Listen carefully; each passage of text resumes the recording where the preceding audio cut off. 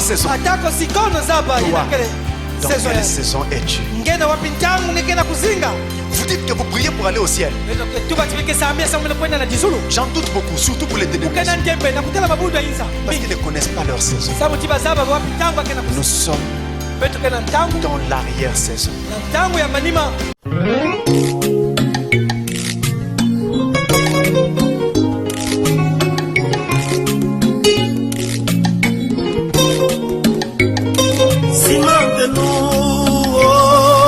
Seigneur, souvenez-nous, oh mon Jésus, comme un des pierres dans la pyramide, qu'aucun rasoir ne puisse nous séparer. Seigneur, souvenez-nous, souvenez-nous, oh Jésus.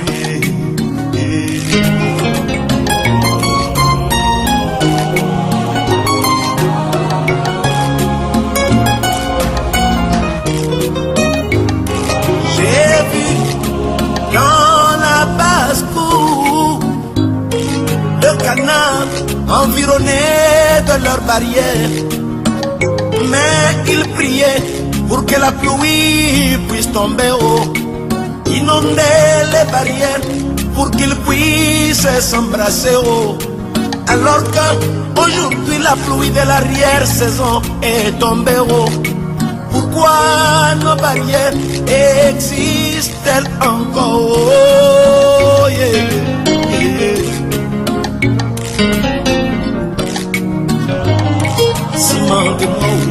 Oh mon Jésus, et apprends-moi à m'humilier. Oh yeah.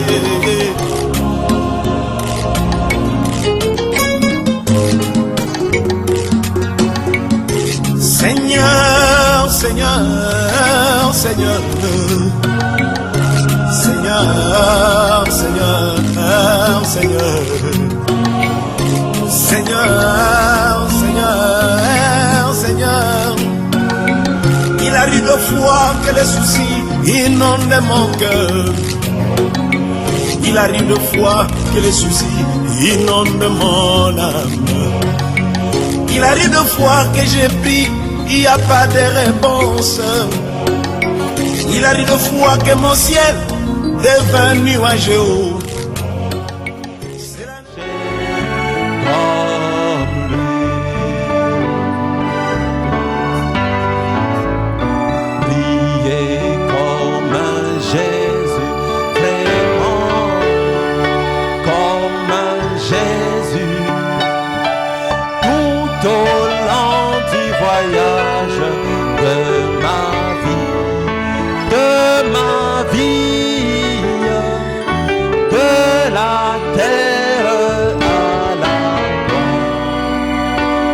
Demande seulement Dieu notre Père Céleste,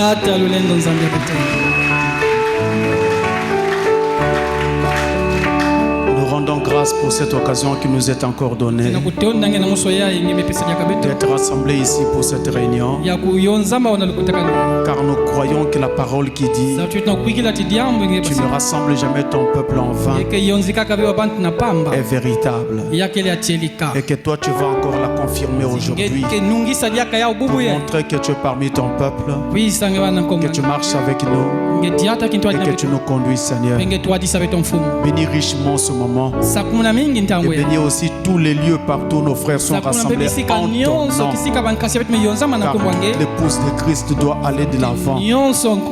À toi nous avons tout remis, Seigneur, en comptant sur ton aide au nom de Jésus-Christ. Amen. Amen.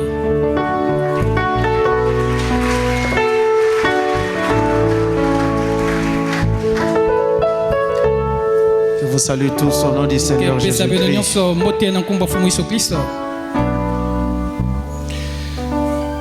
Nous rendons grâce à notre Dieu qui nous a donné cette occasion et nous donne encore la possibilité d'étudier la parole.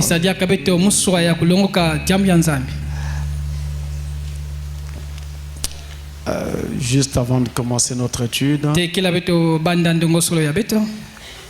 je voudrais juste vous lire une lettre que un frère m'a écrite. Et je crois que c'est certainement un mot que le Seigneur a mis sur son cœur. Et je pense que vous pouvez aussi bénéficier de cela. Il y a une autre sœur qui m'avait écrit une lettre comme ça auparavant. Je voudrais lui dire que cela m'avait fait beaucoup de bien. Que Dieu la bénisse richement. Ça m'avait fait vraiment beaucoup de bien, ma sœur. Vous ne pouvez pas imaginer. Maintenant, j'ai eu une autre lettre comme ça. Je me sens conduit à vous lire donc cela. Écoutez, c'est un frère qui dit, il dit alors berger du soleil couchant tabernacle Shalom, que la paix et la grâce que donne l'évangile de Christ te comble de son parfum. Bien-aimé, cette lettre est symbole de dire Amen au message du temps de la fin dont vous êtes porteur et acteur actif dans cette ville de Pointe-Noire. Au fait, ce n'est pas pour vous flatter, mais témoigner ma profonde gratitude à votre égard et sincérité. Ensuite, vous encourager de faire encore plus dans l'œuvre du Seigneur, dont l'Antichrist cherche à vilipender, vous qui êtes porteur de cette lumière divine. Je vais répondre présent pour tout ce que les gens disent de toi et te présenter notre soutien, moi et ma famille, dans la prière. Cette seule chance qui nous est donnée pour te soutenir. Travail difficile et périlleux. Mais frère Francis, tiens bon. Hâte-toi. Empresse-toi, car cette couronne qu'on nous parle dans les Écritures est vraie. Et cette vie qui coule dans les veines d'Emmanuel te soutiendra jusqu'à ce que le temps marqué par le Seigneur sonnera. Personne n'arrêtera ton ministère tant que tu marcheras dans la droiture de sa parole. Je réponds à ta place par ce grand Amen. Je suis les chemins, suis les chemins de tes prédécesseurs. Prêche comme le Seigneur te conduira. Bien-aimé, pour terminer cette petite lettre, vous dire que le temps presse, car le chaos approche. L'heure n'est plus au discours. Voici ce que le Seigneur a mis dans mon cœur pour te soutenir spirituellement. Que le Très-Haut te bénisse. Et le frère a signé que Dieu le bénisse richement. À côté de ça, il y a un frère qui a fait un songe. C'est notre frère qui avait eu cette expérience de mort approchée, vous vous rappelez? Frère Christian Damba. Il a fait un songe assez terrible, je voudrais vous partager ça. Je ne sais pas, il est où, frère Damba, Christian? Ah, il est au balcon là-bas.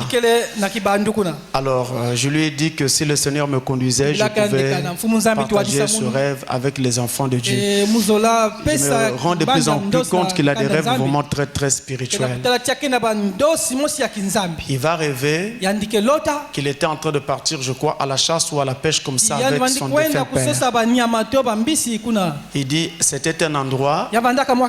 Non, il partait à la chasse ou à la pêche, mais l'endroit où il partait, c'était l'endroit où il partait à la pêche à l'époque avec son père quand il avait autour de 8 ans. Donc, mais là il allait seul.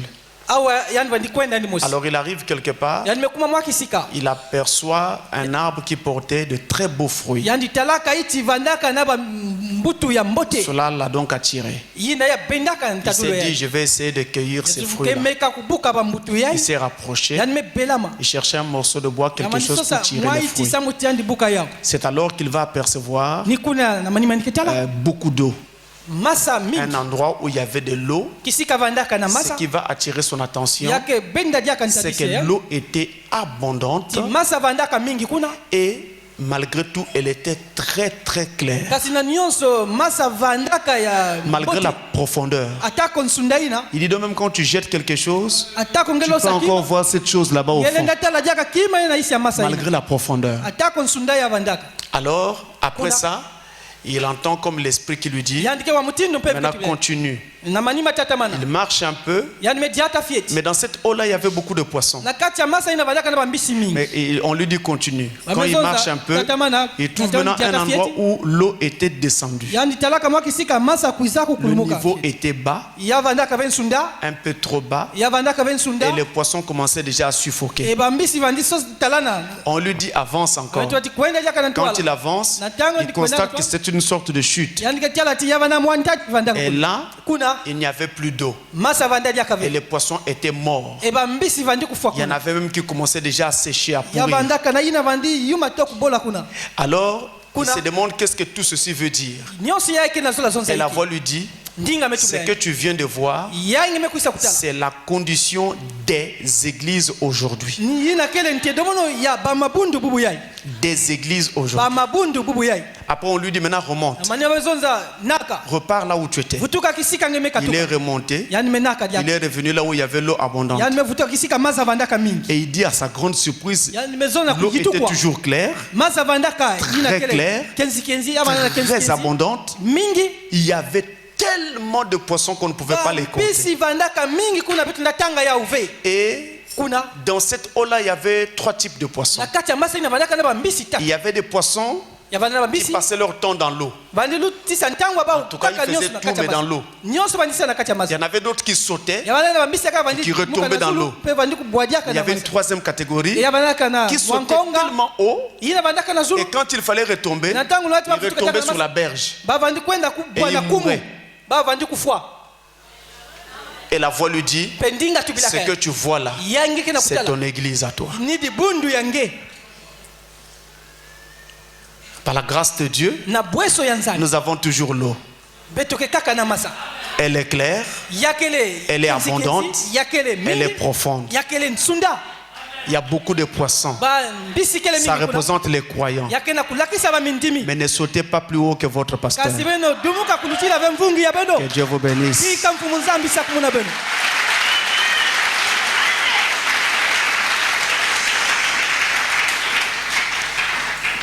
Alors nous allons rentrer dans notre étude à présent. Cette étude est assez compliquée. Mais par la grâce de Dieu, vous allez vous en sortir. Nous allons arriver à comprendre quelque chose. Vous savez, quand je suis venu dans le message, j'ai lu plein de brochures de Frère Branham. Et j'étais encore à mes débuts. Dans le message, je crois, on dirait que je ne prêchais pas encore. Je ne sais plus si je prêchais déjà. Mais en ce temps-là, je ne prêchais plus. Je vais lire la brochure, la fête des trompettes. Ah, mes frères, j'ai eu des maux de tête. J'ai eu des maux de tête. De tout ce que j'avais écouté de Frère Branham, c'était ce que je trouvais de plus difficile. Et jusqu'aujourd'hui, j'ai dit toujours aux gens, vous pouvez lire les sceaux, vous pouvez lire l'exposé de cet âge, lire tout ce que vous voulez. Mais quand vous allez lire la fête des trompettes, vous aurez des maux de tête. Parce que cet enseignement est quand même difficile. C'est en ces temps-là. Aujourd'hui, pour moi, c'est devenu quelque chose de très simple. Dans ces temps-là, c'était quand même comme ça. Et j'étais aussi en train de penser, cette histoire sur les pluies, ça touche un peu à ça. C'est ça qui m'a mené à cette pensée-là. Parce que nous sommes obligés de faire référence à des mois juifs, à des choses comme ça. Et ce n'est pas toujours des choses que les gens connaissent ni ne maîtrisent. Avec l'aide de Dieu, nous allons nous en sortir. Alors nous allons nous lever pour lire la parole. Nous allons lire le même passage que la dernière fois, Joël chapitre 2. Nous allons du verset 23 au verset 28. Alors, souvent, quand vous me voyez lire dans un enseignement un passage aussi long, assez long comme celui-ci, c'est que tout ce que nous avons là est vraiment important pour cet enseignement. Et vous allez voir comment est-ce que nous allons aborder cela au fur et à mesure que nous allons avancer. Je ne pouvais pas tout prendre le premier jour, mais nous le faisons au fur et à mesure. Question aussi de faire que vous saisissiez mieux. Alors nous lisons au nom du Seigneur.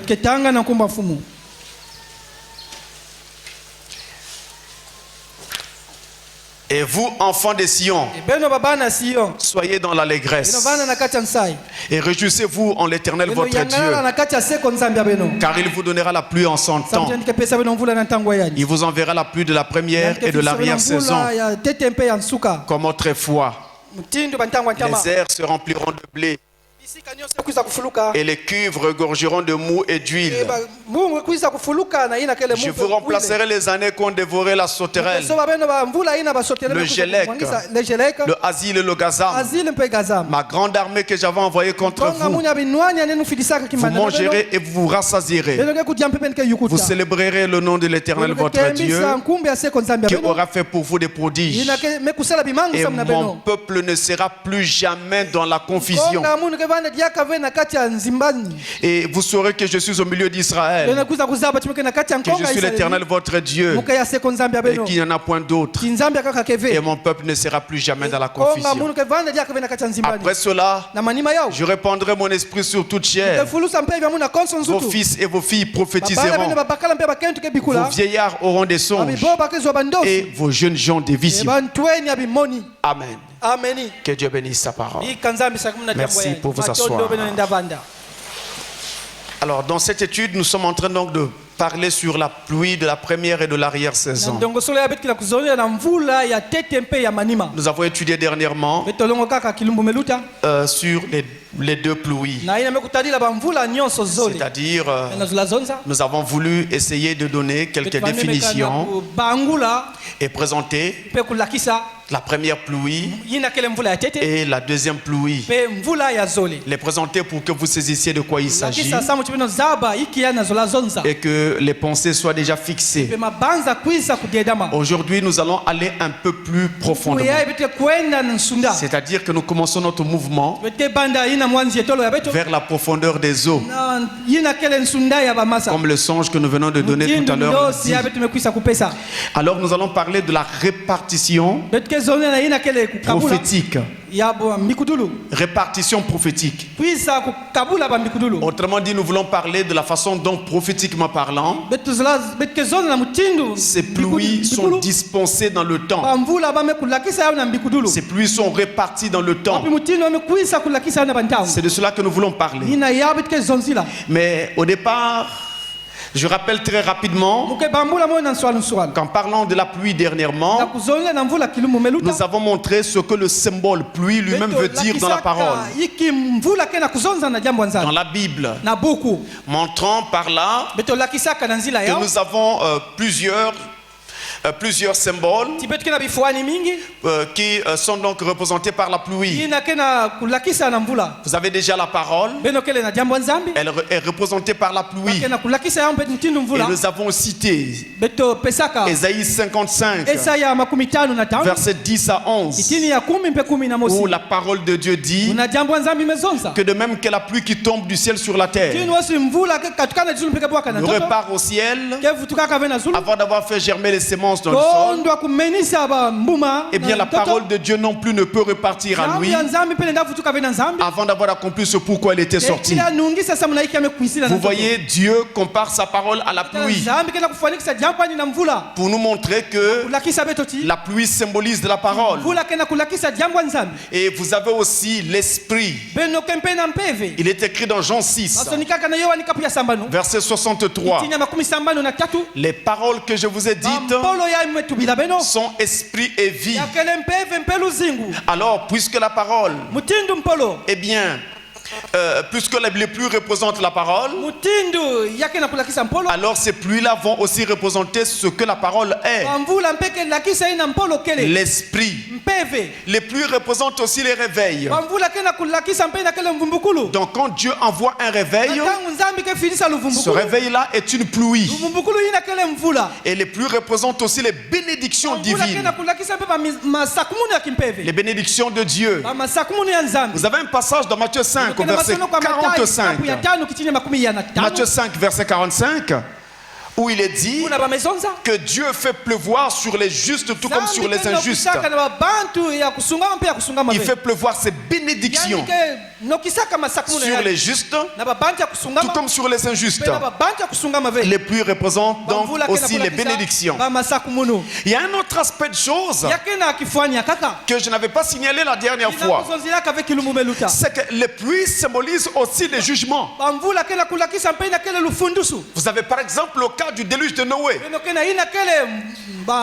Lorsque Dieu décida de juger le monde à l'époque de Noé, il utilisa des eaux de pluie pour le faire. Les pluies symbolisent aussi les jugements.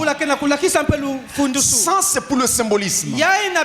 C'est la parole, c'est l'esprit, les réveils, la bénédiction de Dieu et aussi les jugements. C'est pour les symboles que nous pouvons assigner donc à la pluie dans la Bible. Maintenant, dans la même Bible, nous avons deux pluies particulières et qui sont proverbiales et prophétiques. C'est donc ce qu'on appelle la première pluie et la dernière pluie.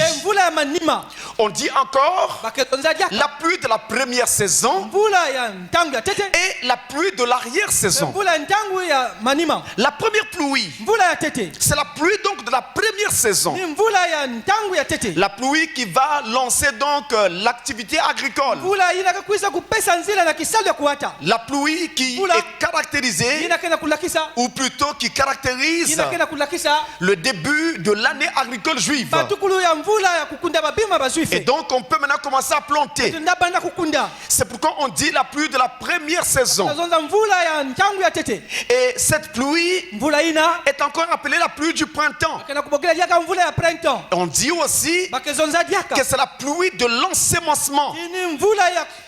C'est-à-dire quand les agriculteurs ont commencé à semer les premiers grains, alors le ciel envoie les premières eaux qui vont permettre à ces grains de germer. Et cette pluie est aussi appelée la pluie de l'enseignement.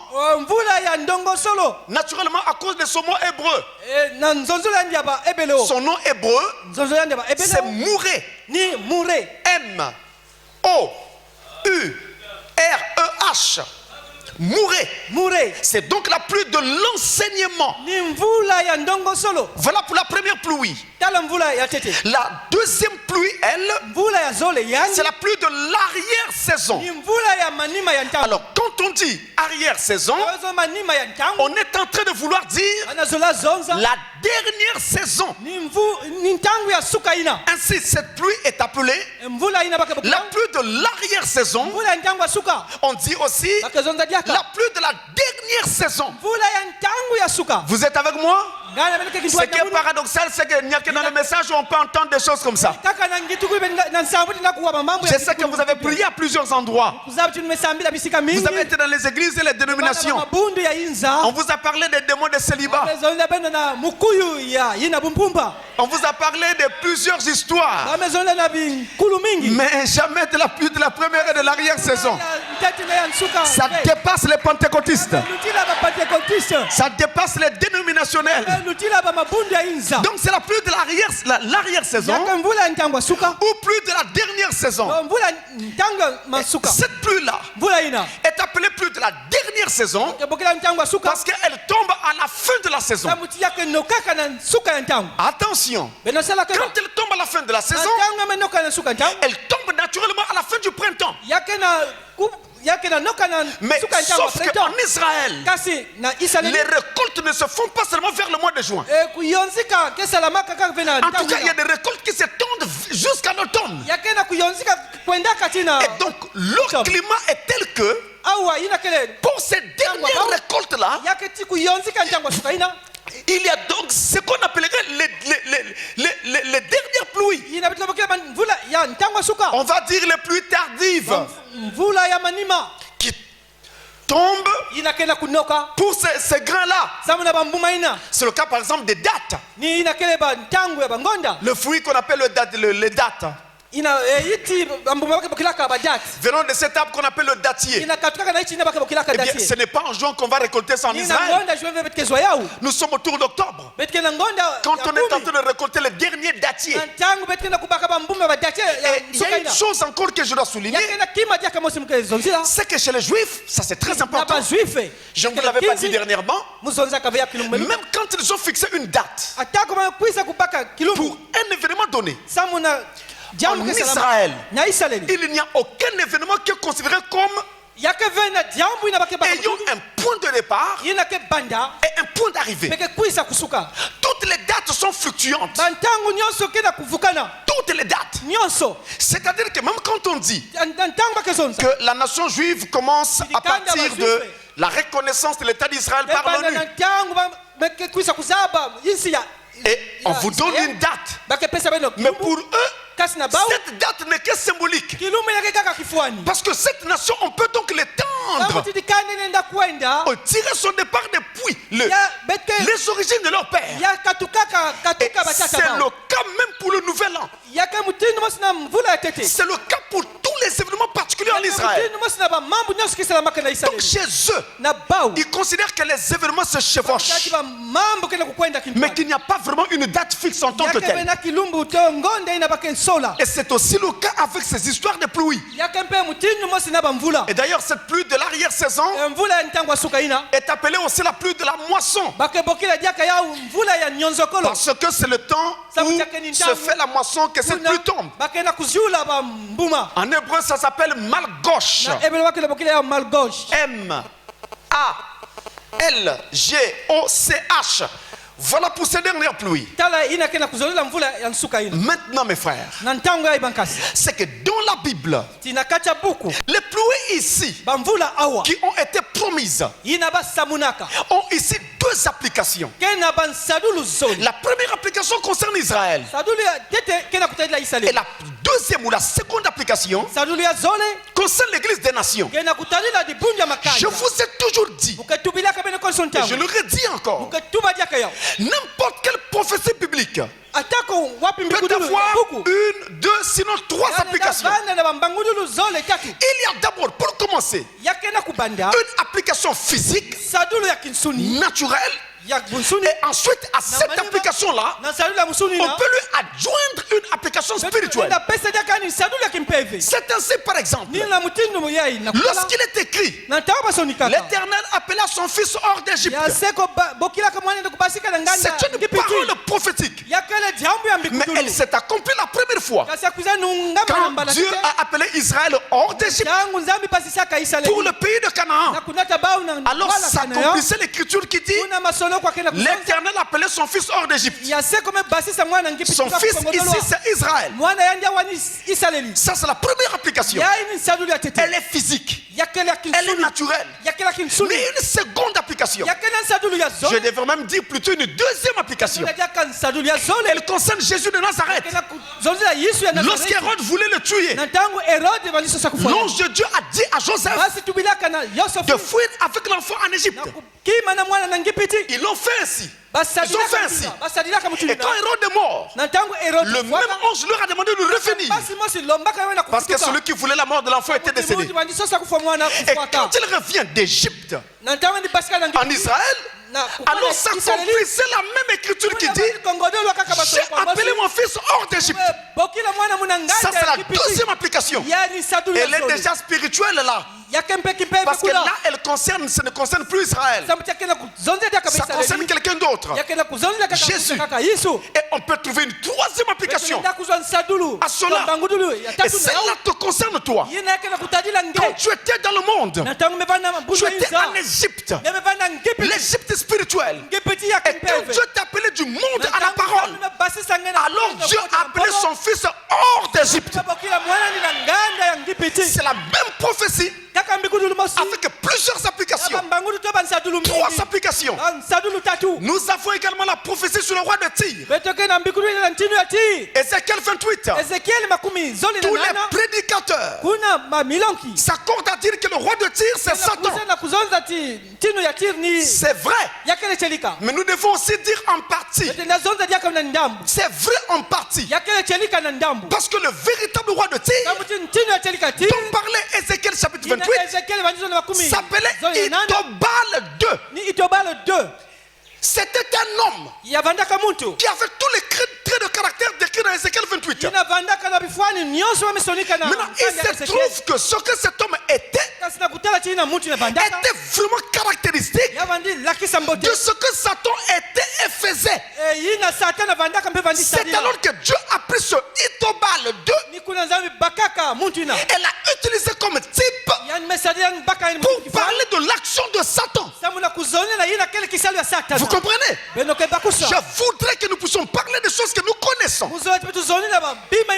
des choses que nous maîtrisons, et non pas raconter des choses à la légère. C'est l'heure de la précision, mes amis. Et tout doit être précis. Je prends un exemple. Si vous parlez du baptême du Saint-Esprit, je ne veux pas qu'on me parle d'un Saint-Esprit en l'air. Je ne veux pas qu'on assimile le Saint-Esprit à une sensation. Je ne veux pas qu'on dise comme vous avez le Saint-Esprit, alors vous ne pouvez pas commettre une seule erreur. Là c'est mal comprendre Dieu. Pierre était à la chambre haute. Il a reçu le Saint-Esprit. Mais le même Pierre mangeait avec les païens. Quand Paul arrive, il s'est dissimulé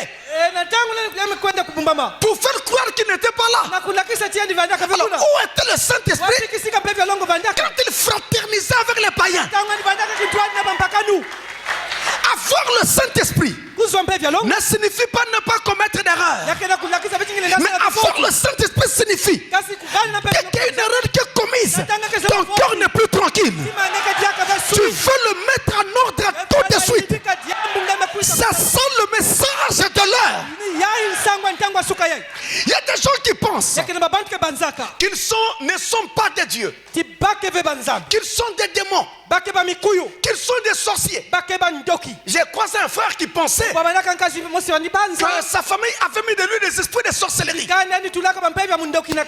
Alors je ne comprenais pas ce qu'il disait. J'ai commencé à l'interroger pour savoir exactement si un jour il était déjà sorti de son corps et était parti envoûter des gens. J'ai posé toutes les questions nécessaires. Il n'y avait rien. Je lui pose la question: mais pourquoi tu penses que tu es sorcier?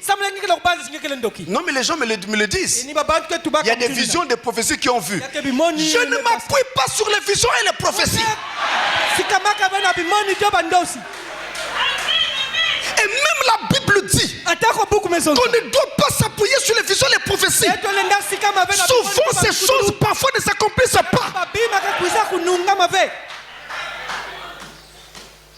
Et quand ce n'est pas jugé, Comment saurez-vous que c'est Dieu qui a parlé? Quelqu'un a fait une vision, quelqu'un a fait une prophétie, mais il faut que Dieu puisse dire oui, c'est moi. Voyez-vous? Et donc nous avons besoin de précision. Et je lui ai demandé, est-ce que tu aimes Jésus? Il dit oui, vraiment pasteur, c'est toute ma vie. Mais frère Branham dit, tu ne peux pas aimer Jésus comme tu l'aimes là et être un démon. Oh, un sorcier est un démon. Je dois vous dire, mes amis, dans aucune famille africaine il ne manque de sorciers. Montrez-moi une seule famille africaine où il n'y a pas de sorciers. Montrez-moi. Dans toutes nos familles, il y en a. Mais quand tu es né, Dieu a placé en toi sa semence. Et cette semence-là faisait que, quel que soit ce qu'il voulait faire sur toi, ça ne pouvait pas marcher. Puisque tu as cru ce message et tu crois des choses difficiles de ce message, alors il faut savoir que tu n'as rien à voir avec Satan. Je peux entendre un amen.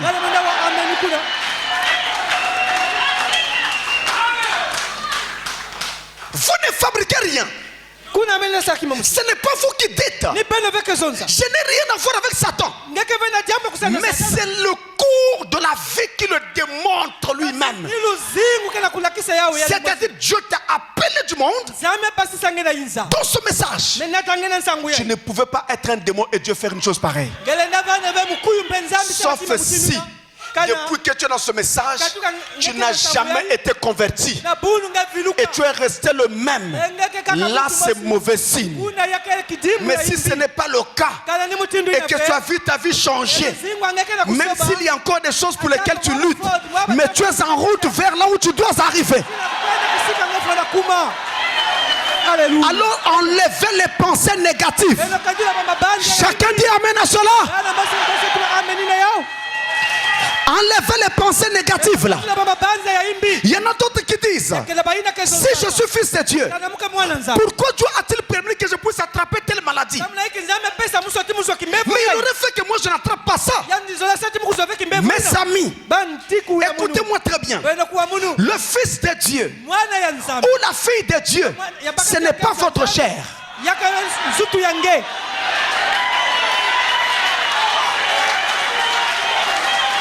Le fils de Dieu ou la fille de Dieu, c'est votre intérieur. C'est votre âme. Votre âme n'est pas malade. C'est le corps qui est malade. Mais l'âme n'est pas malade.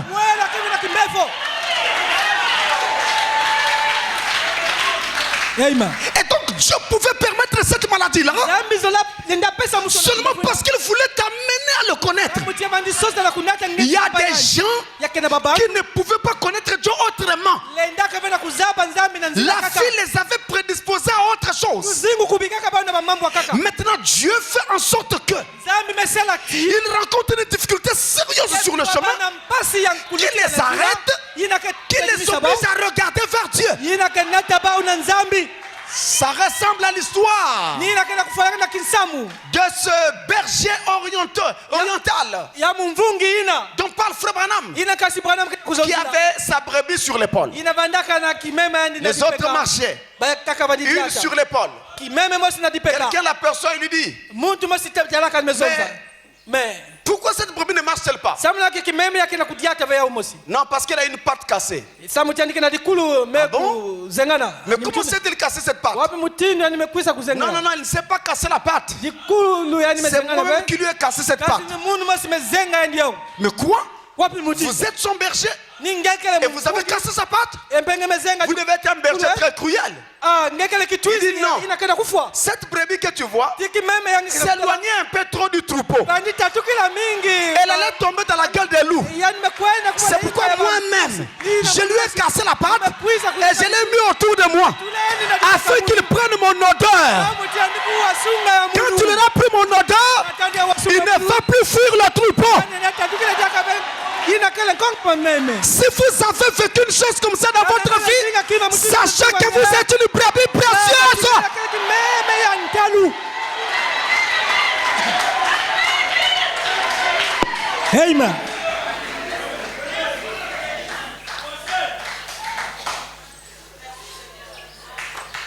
Alors tout ceci, c'était pour mettre l'équilibre. Dans la Bible donc, nous avons des prophéties. Mais la plupart de ces prophéties peuvent avoir une ou plusieurs applications.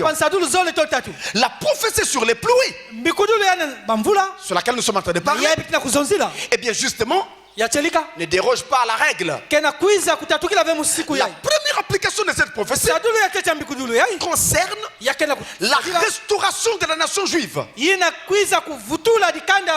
Israël qui était dévasté, qui va être restauré. Et Dieu utilise ce symbole de la première et de l'arrière et de la deuxième pluie pour montrer comment il va restaurer la nation. De l'autre côté, c'est une prophétie sur les nations. Chez Israël, c'est physique.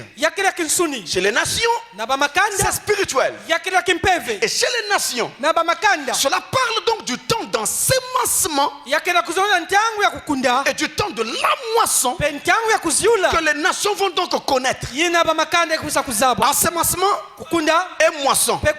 Regardez, par exemple, maintenant, en enseignant la parole, je suis en train de faire quoi? Je suis en train d'ensemencer. Je suis en train de planter des semences. À la fin, le Seigneur doit faire la récolte. C'est ça le problème.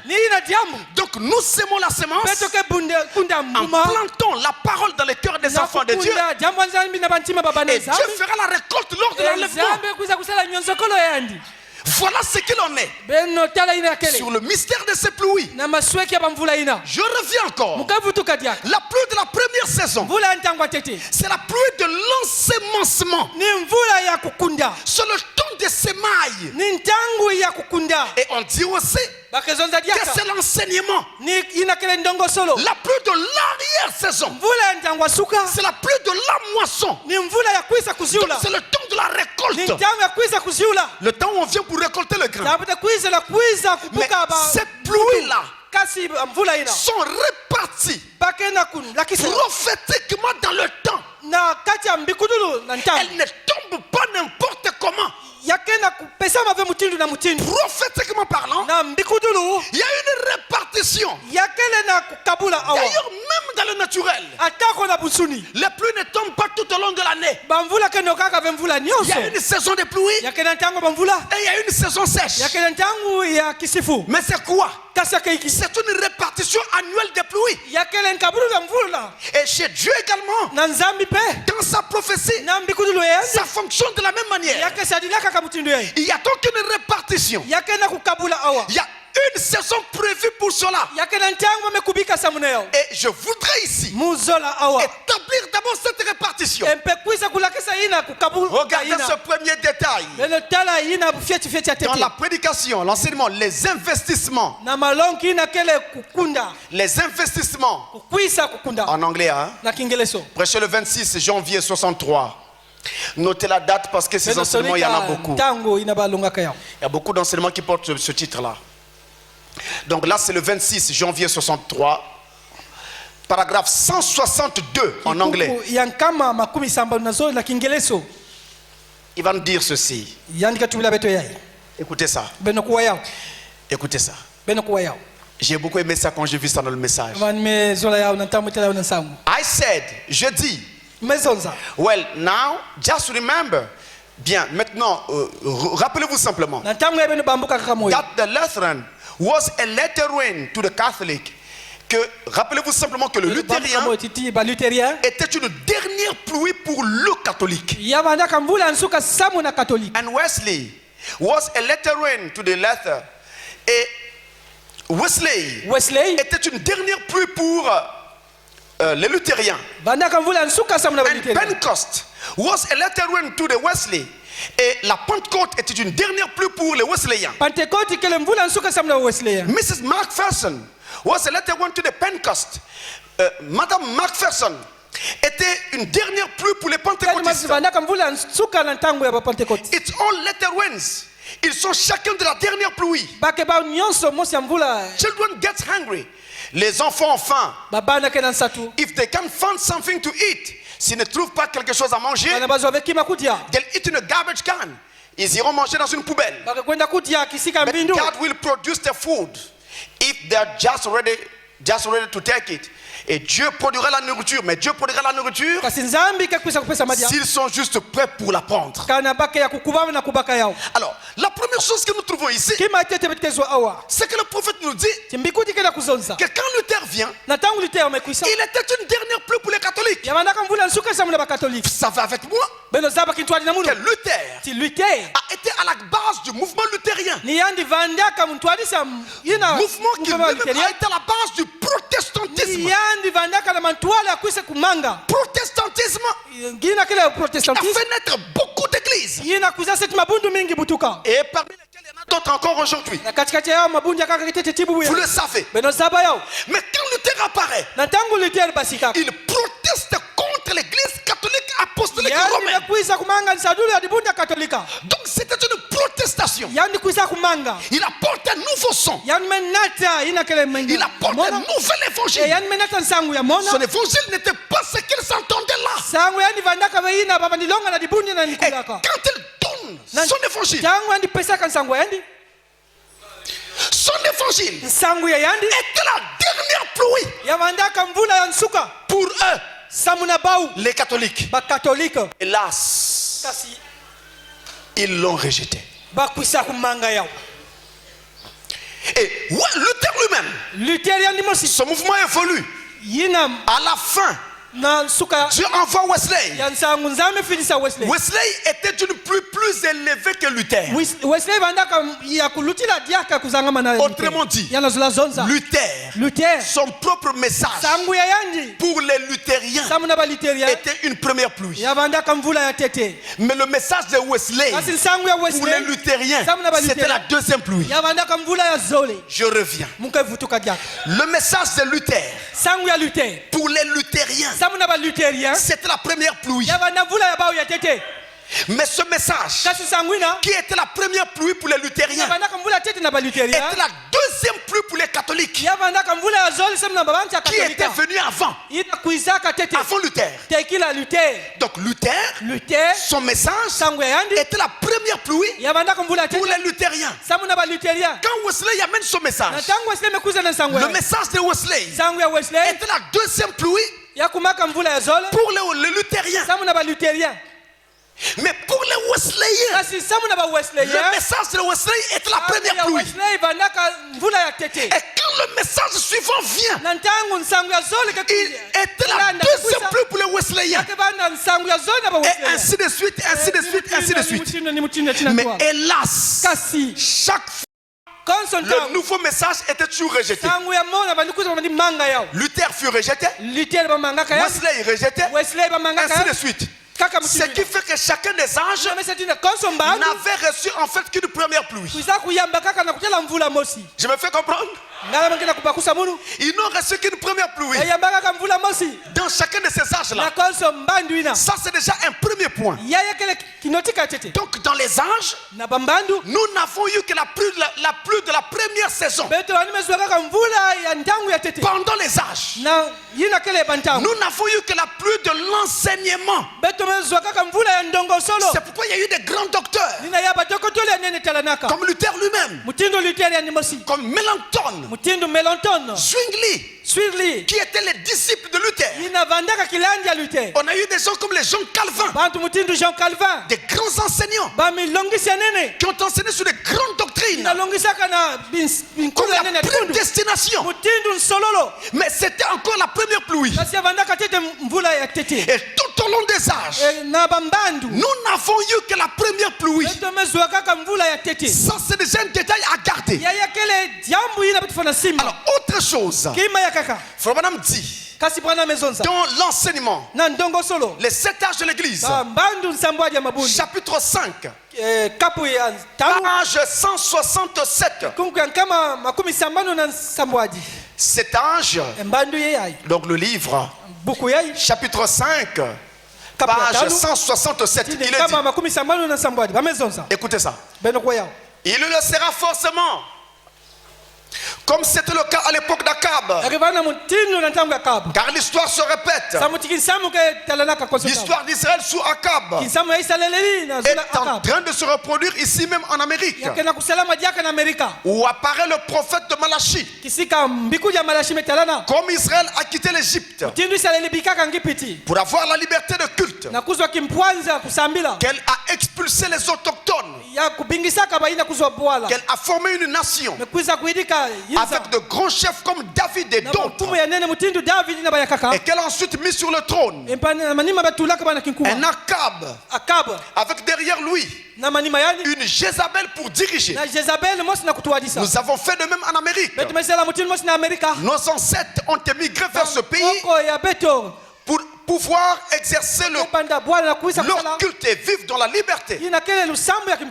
Ils ont repoussé les autochtones pour prendre le pays. Oui, les Américains avaient repoussé les Indiens. Des grands hommes comme Washington et Lincoln ont été élevés au pouvoir. C'était des grands présidents. Mais au bout d'un moment, ces hommes honorables ont été remplacés par des hommes d'une si petite envergure. On s'est retrouvé avec un Akab au poste de président. Aux États-Unis, hein?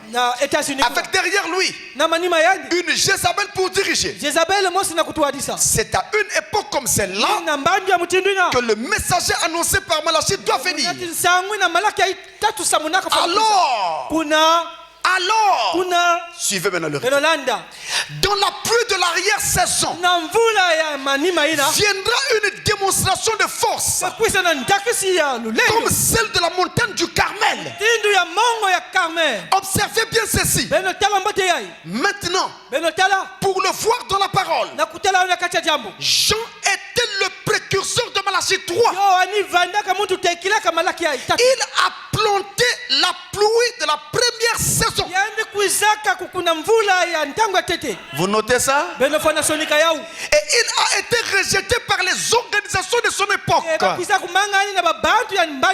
Jésus est venu et il a eu sa démonstration de force sur la montagne de la transfiguration. Le second précurseur de Christ s'aimera pour la pluie de l'arrière-saison. Jésus sera la démonstration de force face aux dénominations et au credo, car il viendra appuyer sa parole. C'est ça qui me donne la force justement. Et emporter son épouse dans l'enlèvement. La première démonstration de force a été celle de la montagne du Carmel. La deuxième a été celle de la montagne de la transfiguration. Et la troisième sera celle de la montagne de Sion. Bien. Voici autre chose sur la répartition de ces pluies. Pour permettre une meilleure compréhension, je fais un petit schéma. Alors je dessine un premier axe ici que je coupe par là. Là, nous mettons Jean le baptiseur. Vous savez qu'il ne s'appelait pas Jean-Baptiste, hein? Il s'appelait Jean, surnommé le Baptiste. C'est la précision, n'est-ce pas? Donc on dit couramment et vulgairement Jean-Baptiste. Ce n'était pas son nom. Son nom c'était Jean le Baptiste, donc surnommé le Baptiste. Lui, il plante pour la première pluie. Et à la fin, vient Jésus de Nazareth. Jésus de Nazareth était censé être le couronnement du message apporté par Jean et par tous les prophètes avant lui. Donc Jésus de Nazareth venait pour être la pierre de fête de l'église juive, le chapeau, le couronnement. Mais il venait pour être le couronnement, alors il venait pour être la deuxième pluie. Voilà celui qui a mené la deuxième pluie. La pluie de la moisson. Pendant que Jean a amené que la pluie de la première saison. Et d'ailleurs dans ce message, il utilisait le langage de l'agriculture. La cognée est mise à la racine des arbres. Tout arbre qui ne produira pas de bons fruits. C'était le langage de l'agriculture. Parce qu'il s'aimait pour la première pluie. C'était les semailles. Et Jésus, en étant le couronnement, était censé amener la deuxième pluie. Mais quand Jésus arrive, il est rejeté par les Juifs. Alors il n'a plus couronné. Il n'a pas pu couronner l'église juive. C'est alors qu'une autre période s'ouvre. Et Jésus de Nazareth se défère sa langue dans cette période-là. Lorsqu'il allait descendre, déverser sur les Juifs, il le déverse alors sur un messager appelé Paul, dit Frère Branham, qui va lui planter pour la première pluie. La pierre qu'on rejetait, ceux qui bâtissaient, est devenue la principale de l'angle. Il était venu pour être la pierre de fête. Rejeté, il est venu sur les nations. Et il est devenu la pierre de l'angle. Il commence le bâtiment. Il commence l'église. Il ne joue plus le rôle de couronnement. Il joue le rôle de commencement. Alors il envoie la première pluie. Et il utilise comme instrument un certain Paul que vous connaissez certainement bien parce que vous étiez avec lui dans la gloire. Et plus tard, là nous sommes dans les âges. Tout le long là, c'est les âges de l'église. La première pluie s'abat à sa plage. À sa plage. Quand on arrive au temps de la fin, il y a un homme qui apparaît. Son nom c'est William Marion Branham. Et lui, il vient avec la deuxième pluie. Et quand il met la deuxième pluie, il vient avec un message spécial. Attendez de voir ça au culte prochain. Attendez de voir ça au culte prochain. Un message spécial. Le message de la deuxième pluie. Mes amis, nous ne sommes pas de la première pluie. Nous sommes de la deuxième pluie. Voilà la répartition prophétique de ces pluies. Tout au long des âges, nous n'avons que la première pluie. C'est pourquoi pendant les âges, tout ce qui intéressait les églises, c'était de faire du nombre. Alors chaque église comptait le nombre de convertis. Telle année on a eu tant, là on a eu tant, là on a eu tant. C'est tout ce qui les intéressait. Jusqu'à ce que vienne Malachie 4 avec la deuxième pluie. Seulement avec Malachie 4 encore, il y a un autre mystère. Il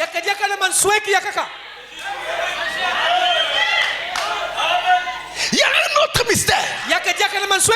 Les pluies se répartissent comme ça. Mais arrive à la fin où la deuxième pluie doit tomber. Et est même déjà en train de tomber. Je ne sais pas si vous la voyez déjà. Mais il y a un autre mystère qui se produit là. Alors c'est cette prophétie biblique qui dit ceci. Je vais vous montrer le mystère qui se passe là. Là. Sous cette deuxième pluie. Regardez. Nous avons une autre prophétie dans la Bible en rapport avec ces pluies. C'est que Il a été annoncé dans la Bible que les deux pluies au temps de la fin doivent tomber ensemble.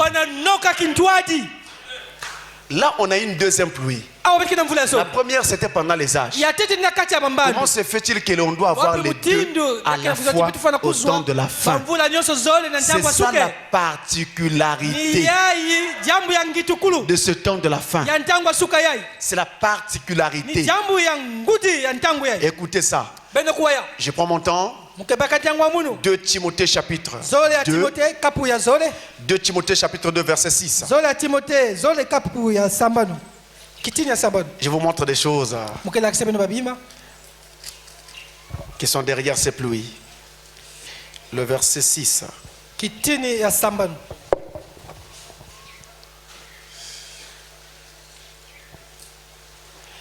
Il faut que le laboureur travaille avant de recueillir les fruits. Le laboureur doit travailler et attendre avant de moissonner. Est-ce que je me fais comprendre? C'est un principe qui est naturel et c'est ça le véritable principe en agriculture. Il y a un temps pour planter et il y a un temps pour récolter. Il y a un temps pour semer et un temps pour moissonner. N'est-ce pas? Le laboureur a travaillé, il a planté, maintenant il attend pour pouvoir récolter. C'est le principe. Mais Dieu, au temps de la fin, c'est peut-être parce que les jours sont abrégés, il fait autrement. Regardez, allons dans Amos, chapitre 9, le verset 13.